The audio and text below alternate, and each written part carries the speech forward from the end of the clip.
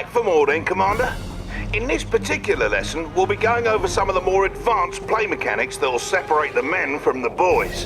From earlier lessons, you should be aware of the Allied spy and some of his capabilities by now. Spies can disguise themselves as enemy units. Only scout units, the Allied attack dog, Soviet war bear, and Imperial burst drone can detect disguised enemy units. Spies and Imperial shinobi can also infiltrate enemy structures. When you infiltrate a structure, it'll impair your enemy's base in various ways, which should give you the upper hand. For example, if you infiltrate that enemy reactor, the entire base will power down for a while. Go ahead and infiltrate the instant generator by right-clicking on it whilst your spy is selected. Like my new look? On my way.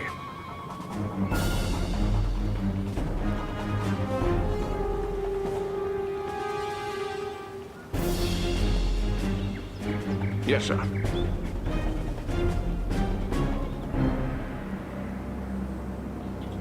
Of course, sir. Stand by for infiltration. Undercover.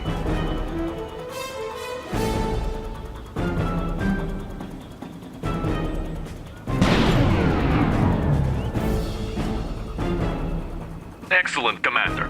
By infiltrating their generator, you've brought down their entire base's power, which in turn powered down their base defenses. That will certainly make it easier to destroy their base, stupid robots. Oh no! It appears the Empire of the Rising Sun is sending in a force to destroy your tanks. You'll need to retreat your tanks back to your base. A clever way of doing that is to reverse move them back to your base. This will allow them to continue attacking those enemy units while retreating to a safer location. To reverse move your units, select them and press the D key on your keyboard. Guardian tank good to go. Notice how your cursor changed. Right-click on the target destination near your construction yard to order your tanks to retreat. Another benefit of reverse moving is that it keeps a unit's stronger front armor facing the enemy. Most vehicles are more vulnerable from the rear and flanks, so when you retreat from enemies using a normal move command, you'll turn tail and take more damage. Reverse moving allows your unit's stronger front armor to take the brunt of the fire.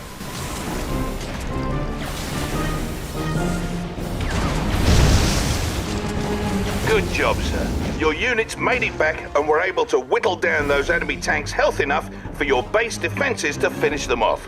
Had you issued a normal move order back to your base, your Guardian tanks might not have fared as well. Incidentally, should the enemy catch you off guard with an attack, listen for audio cues from your intel officer and visual cues on radar to tip you off. To jump to the most recent radar event, just hit the spacebar. Enemy commando detected. Or to get back to your main base from anywhere in battle, tap the H key.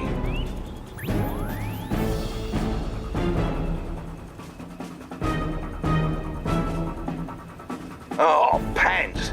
It looks like the Empire is sending another attack wave, but this time they've come at us with infantry. Your base defenses are strong against infantry, but with that many of the blighters, I don't think it's going to be enough. So, a good way to dispatch large quantities of infantry is to crush them with vehicles. Not all vehicles can crush infantry, so it's good to familiarize yourself with the ones that can. Small vehicles like your IFVs and Riptides are examples of vehicles that can't crush.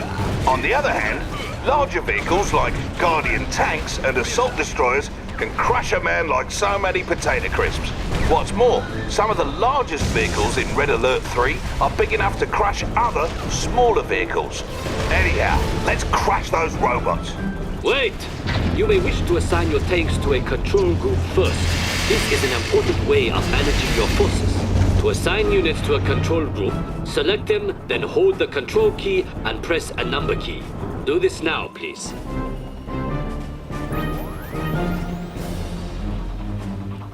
Ready as always. Good. You may now select those units at any time by pressing the corresponding number key. You can also jump to the group by double-tapping the key. Now please proceed with crushing my robots. Thought you'd never ask. To crush enemy infantry, select your Guardian tanks and issue a move order behind the enemy infantry. You can also issue a force move command using the G hotkey or using the Advanced Commands tab near the bottom of the screen. Issue a move command to the designated location with your tanks now. Gentlemen, let's... Seeing as how that Rising Sun base seems intent on taking us down, let's go over some ways to get your units to protect your base without being drawn out by the enemy. All of your units can be set to different stances, which affect their behavior. All units start off in guard stance, meaning they will auto-acquire enemies that come within their attack range and pursue them for a short distance if they try to flee. Once the dust settles, your units will return to their original positions.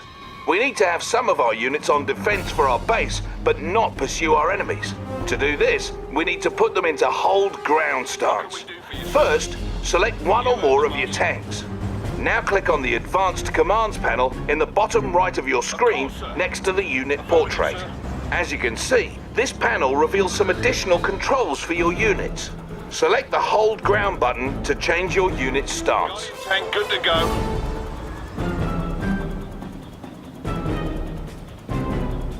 Guardian tank. Simple as that, you've just changed your unit's stance. Keep in mind that no matter what stance your units are in, any orders you issue will always be followed. Stances will only affect how units behave when not under your direct control. Now, take 3 Guardian tanks, not counting our field instructor, and move one to each of the designated locations and put them into a hold ground stance. What's it gonna be? Come on, boys. Perfect. What say we also set up some base defenses? Each faction has a couple of its own base defenses. The Allies have multi-gunner turrets, for example. Select the Support Structures tab in the sidebar, build a multi-gunner turret, and place it near your tanks.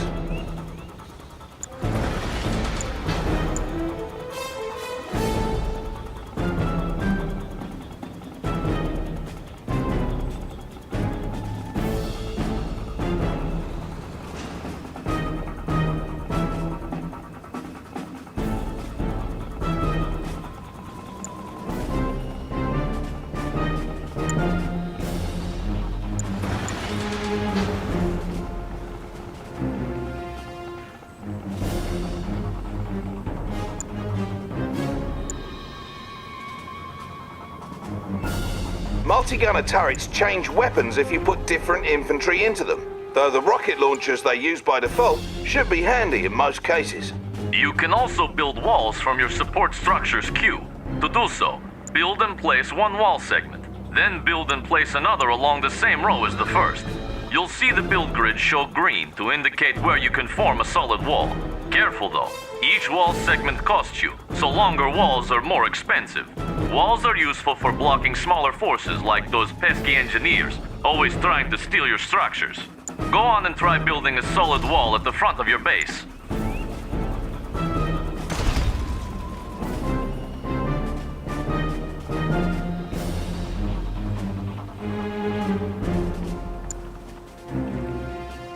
Capital! Now if the Rising Sun attacks, we'll have some extra defenses waiting for them that they won't be able to draw away from our base.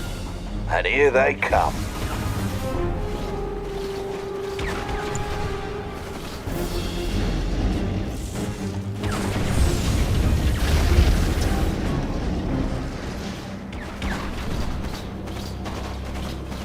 As you can see, they've decided to retreat back to base, but your Guardian tanks stood their ground and didn't continue after them.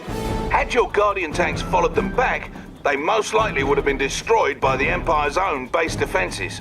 Yes, the Empire's base defenses are quite impressive. You may need to use combined arms to defeat them. In fact, if you depend overmuch on just one or two types of units, you are bound to fail. Thankfully, it is easy to manage multiple types of units at once. Try selecting all your combat forces on the battlefield using the Q key. Good. Notice you have multiple unit types in the contextual tab in your sidebar at right. One type of unit in your group will always be selected. To cycle between unit types, simply tap the Tab hotkey. Try this now. Switching unit types in this fashion makes it easier to use your mixed group special abilities without deselecting the group. We should also briefly touch on waypoint mode, for it's useful. Waypoint mode lets you queue up move or attack orders. To use waypoint mode, hold the Alt key while issuing move or attack orders as normal with units selected. Your units will complete the orders in sequence.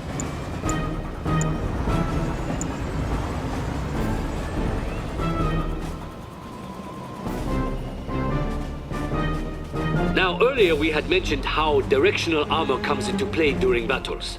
Another type of armor bonus your units can receive comes from an automatic reaction to enemy fire called suppression. Suppression only affects infantry units. When infantry units become suppressed, they go prone on the ground and continue firing. Suppressed infantry are slower, but more resistant to damage. Send your infantry into that city square there and attack that garrison structure.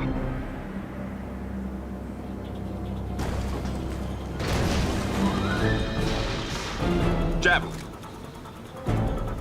That zone's mine. Making a move. That zone's mine.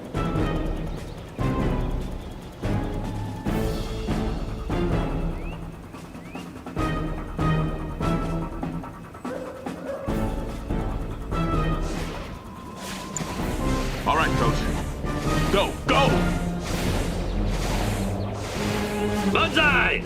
As you approached the structure, your units came under enemy fire, and some of them were suppressed as a result of the enemy attacks.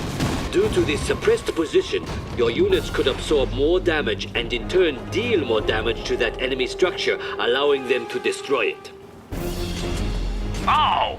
What was that for? That was for my robots. Well, good job, Commander. You now know some of the advanced tactics that'll surely make you a worthy adversary on the battlefield. And would you believe it, there are still more advanced tactics and commands for you to learn. Just dig into the options screen for a complete command list. But do that on your own time. This lesson's over, and there's only one more left. We're heading over to it now.